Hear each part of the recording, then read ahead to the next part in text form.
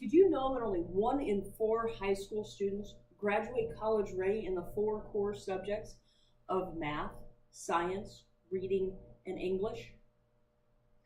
1 in 4.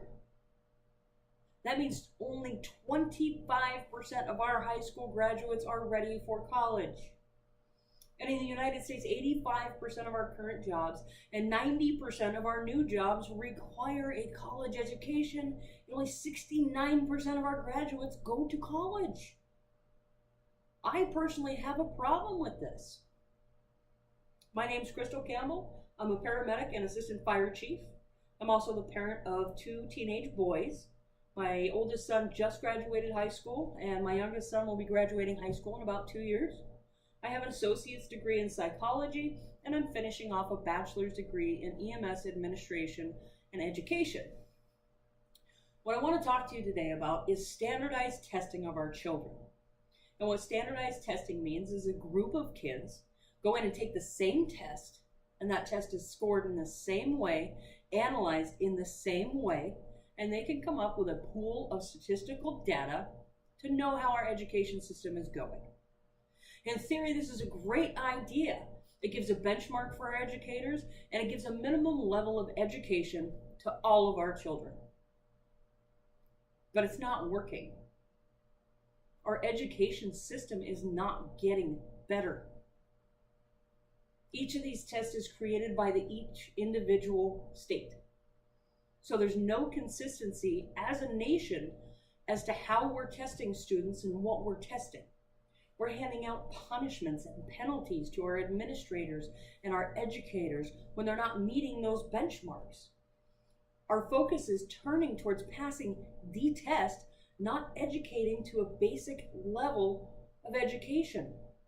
Our basic education is the foundation for future learning.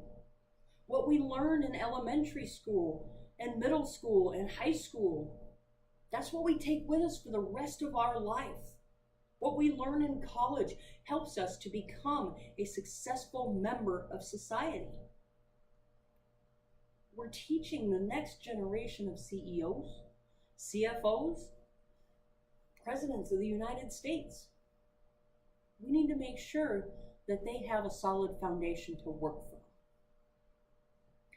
As an example, when we teach EMT class, we teach the same knowledge and skill base.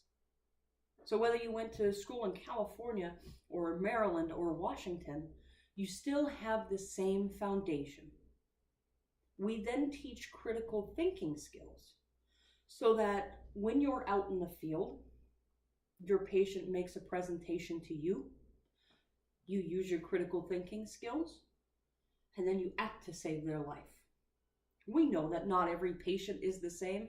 Not every situation is the same. We have to use critical thinking, not memorization, to save lives. How can we have EMS personnel in the field trying to memorize what to do? It doesn't work. Our standardized testing only measures a small portion of our education. Small subjects in school.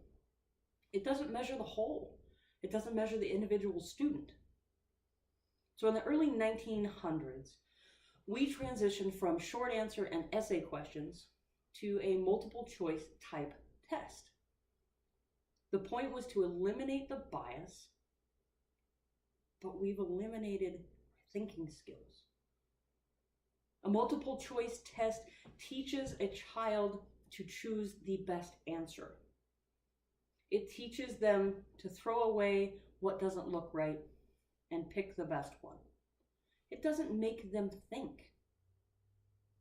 So how can we educate our kids? How can we increase the Washington graduation rate of 78% to 90%? How can we make this better? Well, first, I feel like we need to get rid of standardized testings and their penalties. We're fostering deception, not education. I think we need to educate the educators or teach the teachers. In my EMS instructor class, we're taught to teach different styles. We know that not every student is the same. We know that people learn differently. We still have a set of information that they have to learn, but we're able to adapt our teaching styles to what our audience needs. We are a diverse nation, religion, nationality, personality, geography. We're diverse. So one way to do things in one spot is not the way to do it in another. We need to make sure that we're adjusting how we teach to our audience. We need to teach the teachers to think outside of the box. So if we give our educators a minimum level of education that they are to teach and give them the freedom to figure out the best way to teach our students, that's what we need to do. We need to bring back some of our regular classes. We're so focused on this math and science. We're getting away from art and foreign languages and social studies. We need to teach our students how to balance a bank account, how to count. The other day I went to this store and something had gone wrong with the register and it didn't figure out my change. So my total had come to $19.73. I handed the cashier a $20 bill. The cashier then picked up their phone, opened their calculator, and calculated my change. They needed a calculator to figure out 27 cents in change. When we grow older, do you want that cashier that can't figure out 27 cents in change to figure out your medication dosages?